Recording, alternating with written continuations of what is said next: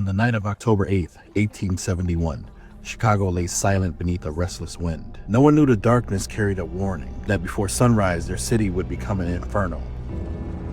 It began in a humble barn on the city's southwest edge, where the O'Leary family settled in for the night, unaware that inside their wooden walls, fate was quietly preparing its spark. A single lantern tipped, shattered, and in an instant, flames devoured the dry hay. What started as a flicker became a fire with one purpose: consume everything in its path. The barn exploded outward, embers spiraling into the sky as terrified neighbors poured into the streets. The wind, restless, carried the fire from house to house with ruthless precision. The wind transformed the neighborhood into a corridor of flame racing toward the heart of the city. Within an hour, the fire grew into a monstrous firestorm. Flames roared like a living beast, swallowing entire blocks, forcing families to flee through smoke and ash to survive. Then came the impossible. The fire leaped the Chicago River. Heat so intense it boiled the water beneath it. Suddenly, even the river offered no protection at all.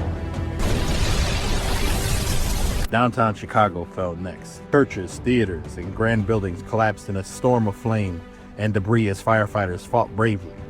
But the inferno fought harder. Panic swept through the streets as thousands ran towards Lake Michigan, escaping into the icy water while the sky above them burned orange. Chicago wasn't just burning, it was being torn apart. For more than 24 restless hours, the fire raged, its glow visible from miles away, lighting the horizon like a rising second sun. When the flames finally surrendered, the city lay in ruins, 4 square miles reduced to charred earth and twisted metal.